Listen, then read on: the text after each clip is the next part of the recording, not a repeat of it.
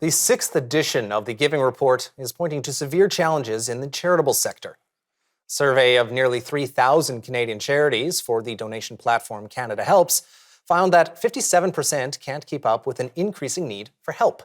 Nearly one-third are reporting a significant drop in revenue, and nearly 60% are concerned about staff burnout.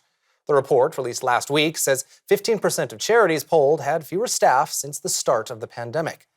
Well, joining us now from Caldwell Securities Ltd. is Mr. Brendan Caldwell, the director of Caldwell Securities. Welcome to Forum Daily. Thank you, Nathaniel. Great to be here. So I know last week you had commented on how many more families are going to your faith community for food. Now, this prompted us to take a look into charitable giving in Canada. And what are we finding? What has happened to charitable giving?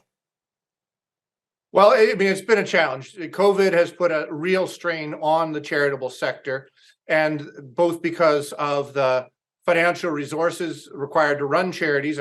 They've been feeling the effects of inflation and everything else that households have been feeling, but also demand has skyrocketed. Our church, Church of Messiah, runs the Avenue Road Food Bank, which is non-denominational, not-for-profit. But we, before COVID, were looking after maybe 70 families a week, a couple hundred people maybe. We now look after 500 families a week. North of 1,000 people get food from our food bank every week. The lineup's right around the corner, so it's prompting some people to say, "Hey, I noticed your church runs a food bank. How can we help?" Either in terms of volunteers, but unless it's in your face, and a lineup of several hundred people is very much in the face of the neighborhood, the screaming need for increased volunteerism and charitable givings is, I think it's gone geometric, much like demand at our food bank. And taking it from volunteering to actually giving itself. So what does charitable giving look like in Canada in 2023, coming out of the pandemic? Well, it's had a few challenges. I think on the one hand, as I said, the expenses have gone up, but the charitable givings have not gone up in a commensurate way. And there has been challenges engaging the new generation.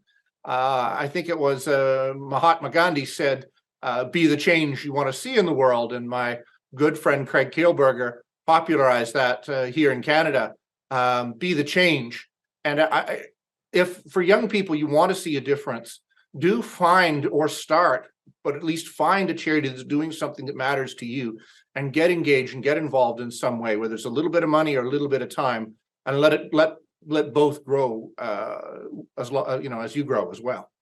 So some intrinsic motivators, but what is the biggest motivator, or the greatest motivator for giving in Canada?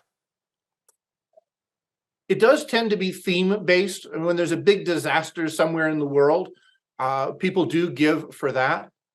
Quite a lot of the families getting food from our food bank, for example, are Ukrainian, as well as a lot of Latin American. That's another story altogether, but a lot of Ukrainians. So people are seeing Ukraine as a place where giving should be directed. So some large percentage of international charitable donations coming from Canada are Ukraine focused, but this will happen as different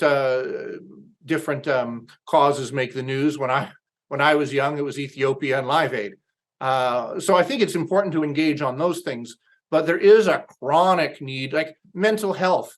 A young man came to my door just yesterday, and I started a monthly contribution plan. I think my wife says I might be doubling my monthly contribution plan, but at KMH, which is the Canadian Association for Mental Health, Addiction and Mental Health, because there is a screaming need for mental health here in Canada, and a lot of people are struggling with it, both young people and coming through the pandemic. Whether it's taken a toll on one's physical health, it's certainly taken a toll on people's mental health. So I would say with the young people, find something you care about and start giving toward it.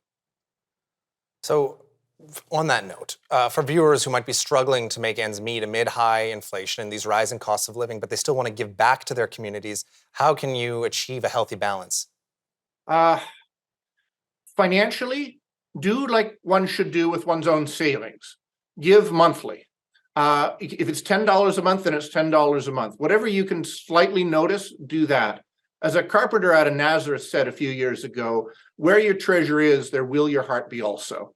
And if you're giving a little bit of money, even if it's $10 a month, you'll then feel like, okay, well, I'm giving a bit of money toward this. I want to volunteer a bit. I'll give an hour a week or even an hour a month. And it's like exercising. You'll do a little bit, it builds up over time.